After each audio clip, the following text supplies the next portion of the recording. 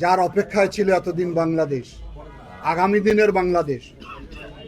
জনাব তারেক রহমান রংপুরে আসবেন, তার শুভাগমন উপলক্ষে আমরা আমাদের প্রস্তুতি নিয়ে আপনাদের সামনে কিছু কথা বলবো।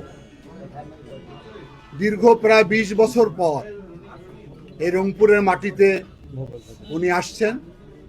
এই আনন্দের সংবাদ যখন রংপুর বিভাগের প্রতিটি প্রত্যন্ত অঞ্চলে ছড়িয়ে যায়, ভোটার এবং সাধারণ জনগণের মাঝে ব্যাপক উৎসাহ, উদ্দীপনা, আনন্দ আমরা লক্ষ্য করছি।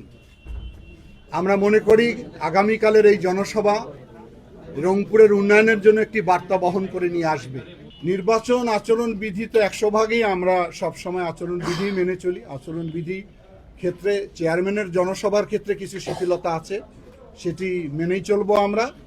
আর বৃহত্তর রংপুর যেহেতু সবসময় বৈষম্য শিকার হয়েছে, উন্নয়ন বঞ্চিত হয়েছি, আমরা আশা করছি যে এইবারের জনসভার মধ্য দিয়ে আগামী নির্বাচনে এই বিএনপির নেতৃত্বে রংপুরের এই বৈষম্য কেটে যাবে এবং একটি উন্নয়নের ধারায় রংপুর যুক্ত হবে, এটা আমাদের দৃঢ় বিশ্বাস। রংপুর হচ্ছে আমাদের বিভাগীয় শহর, সেদিক থেকে স্থানটা সঠিক জায়গায় নির্ধারণ হয়েছে। আর সবচেয়ে বড় যে বিষয়টি, উনি শারীরিকভাবে কিছুটা অসুস্থ হয়ে পড়েছেন, আর তার মধ্যে যথেষ্ট ব্যস্ততাও রয়েছে।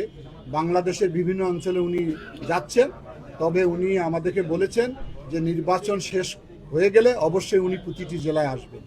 আমরা আশা করি যেহেতু নির্বাচন 12ই ফেব্রুয়ারি অনুষ্ঠিত হবে, ইতিমধ্যে বিএনপির পক্ষে এই অঞ্চলে ব্যাপক গণজাগরণ সৃষ্টি হয়েছে। এই জাগরণ আগামীকালে জনসভার মধ্যে একটি বহিঃপ্রকাশ ঘটবে। আমরা আশা করতেছি যে এই জনসভা, যদিও একদিনের মধ্যেই প্রস্তুতি আমাদেরকে নিতে হচ্ছে, এই ধরনের বড় জনসভা আগে অনেক সময় আমরা পেতাম, এবার সেই সময়টা আমরা পাইনি, কিন্তু আমরা প্রস্তুত রয়েছি। রংপুরের ঐতিহাসিক ঈদগাহ মাঠে এই জনসভা অনুষ্ঠিত হবে। সেই জনসভার স্থল ছেড়ে গোটা রংপুর শহর কালকে জনসমুদ্রে রূপান্তরিত হবে।